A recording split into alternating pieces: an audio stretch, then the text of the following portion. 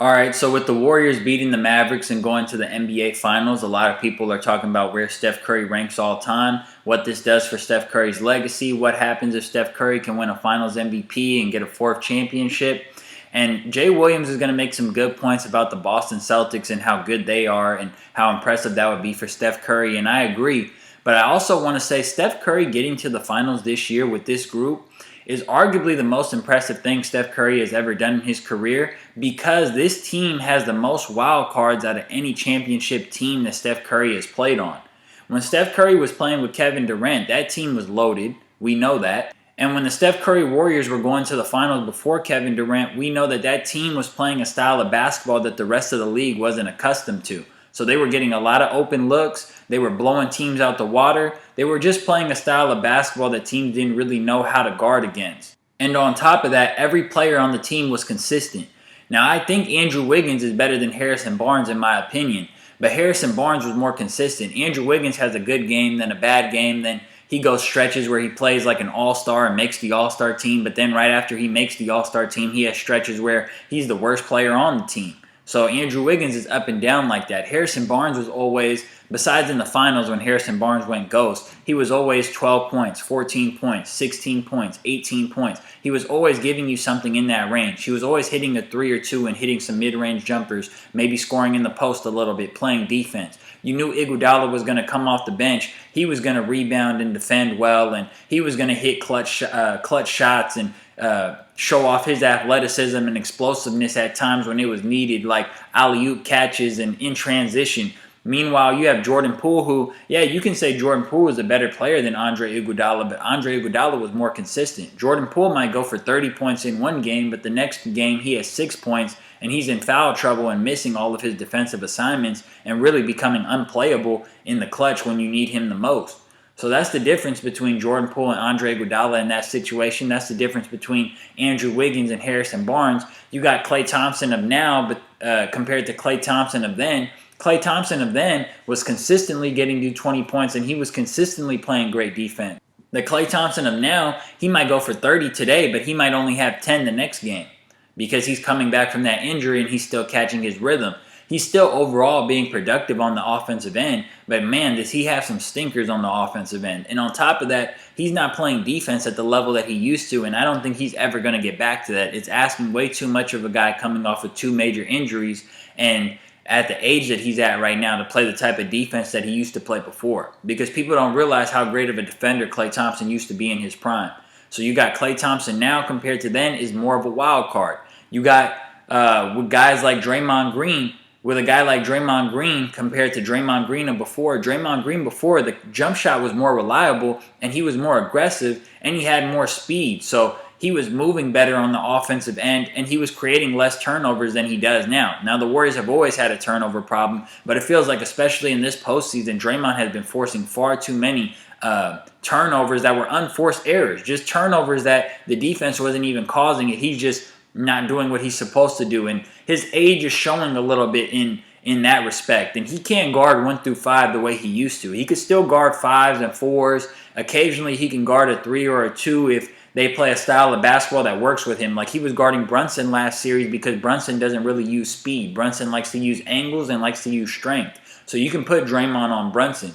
Now you can't put Draymond on a guy like Jaylen Brown. Maybe you can because Jaylen Brown has a loose handle, but you can't really put a guy like Draymond on Jaylen Brown for too long because Jaylen Brown is just too damn explosive. But in Draymond's prime, you could pretty much put Draymond on anybody.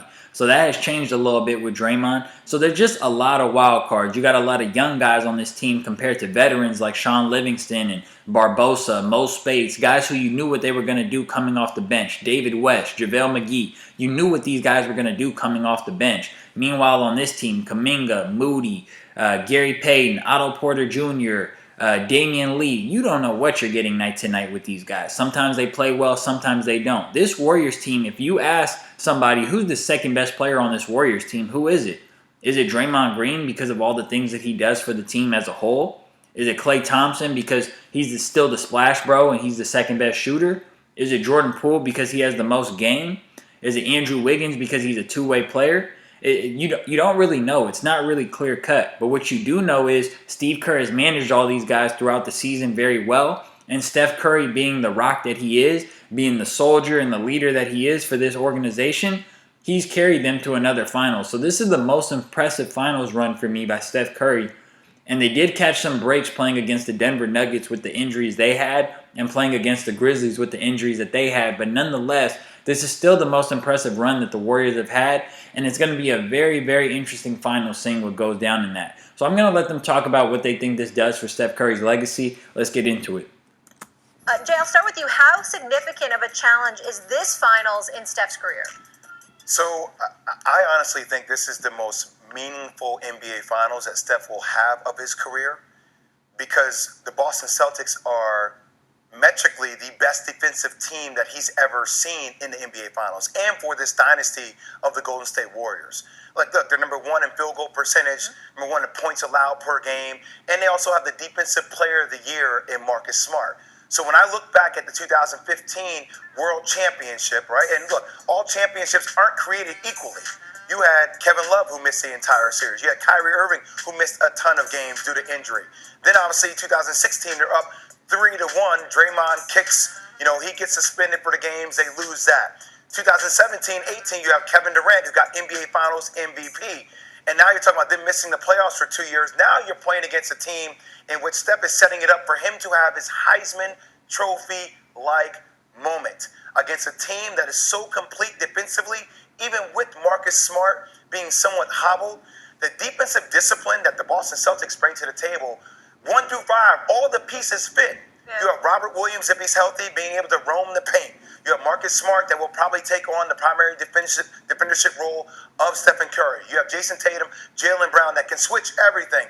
Long, athletic wings. And then you have Al Horford, even as a second rim protector, but a high basketball IQ who knows where to be all the time. That's why I think this is going to be the biggest test for the Golden State Warriors about all their run. Yeah, the Celtics are built perfectly. And I agree with everything Jay Williams is saying. If Steph Curry can win this, it's going to be the perfect last chip to cement him as an all-time great in the NBA. He's already an all-time great, top 15, top 20 player for sure.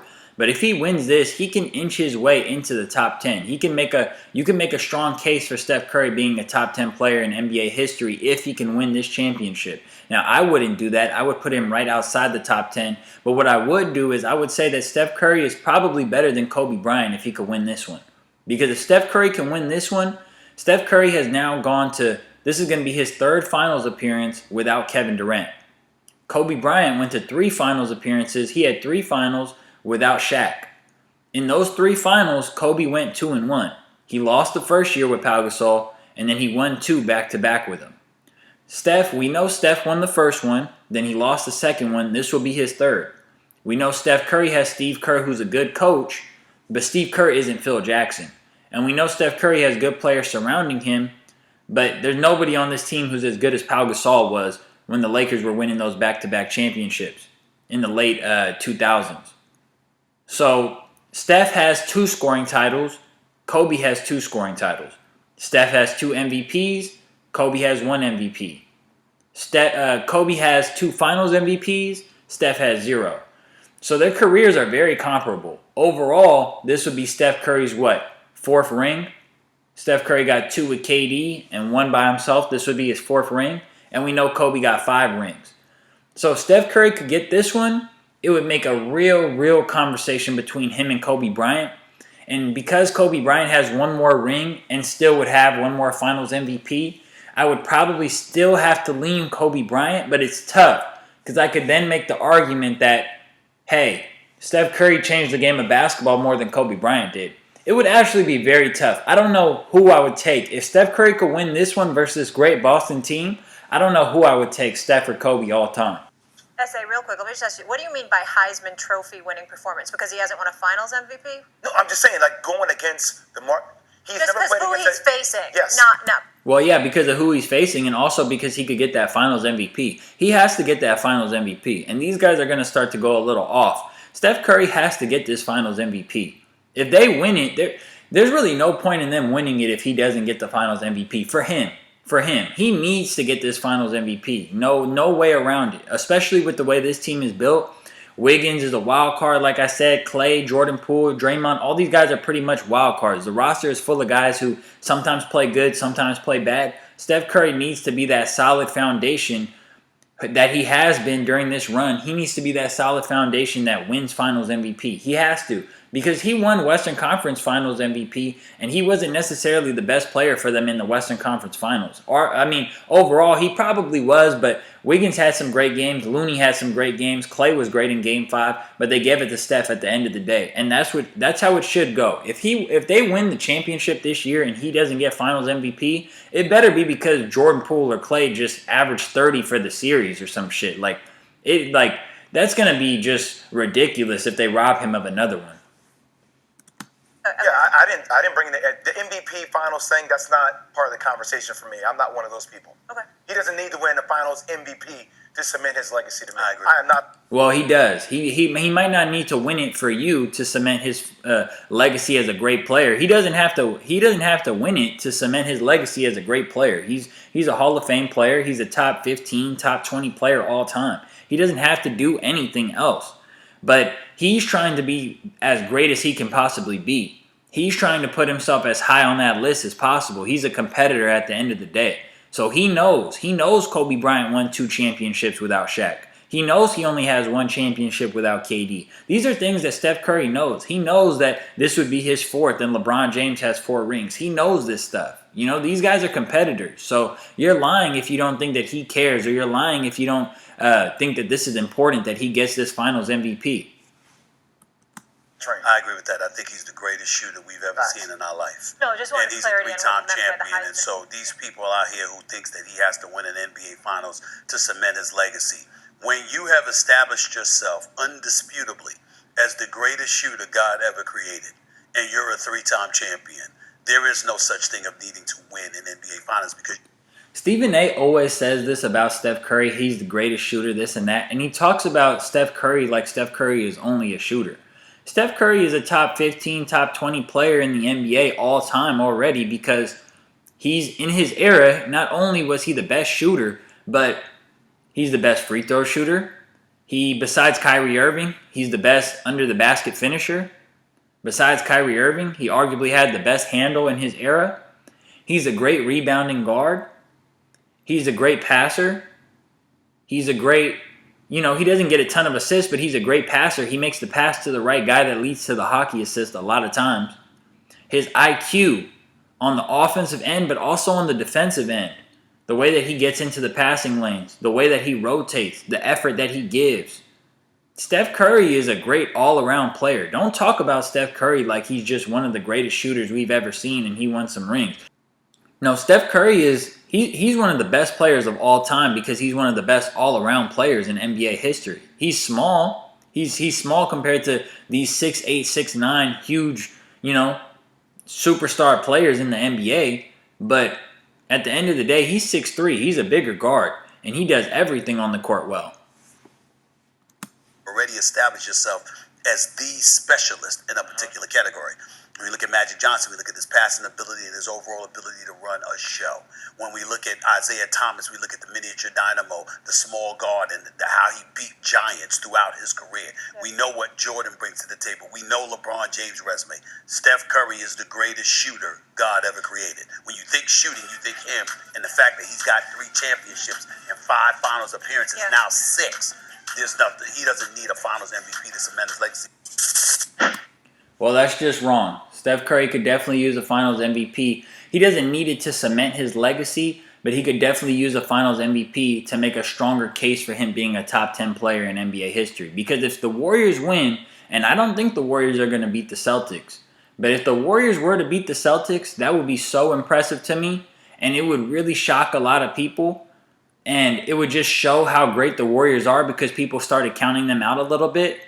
That Steph Curry, a lot of people would be saying Steph Curry is a top 10 player. A lot of people would be talking about, hey, well, what did Steph do in his era versus what did LeBron do in this era? You know, that conversation would come up. It's just not an accurate take to say that Steph Curry doesn't need this Finals MVP. He needs to win this championship, and he needs the Finals MVP. It would do wonders for him. But anyway, it's going to be a fun finals. It's going to be some fun storylines, some good basketball to see, some really high-quality coaches and players, smart players, doing great things on the basketball court, and it's going to be really fun to go over. And I wouldn't be mad if either team won. These are two teams that it would be nice to see both of them win, to be honest. So it's a win-win situation for me as a viewer, and I think a lot of people agree with that, to be honest. These are teams that we like how they play. They play good basketball. So it'll be fun to go over. Thanks for watching. Peace.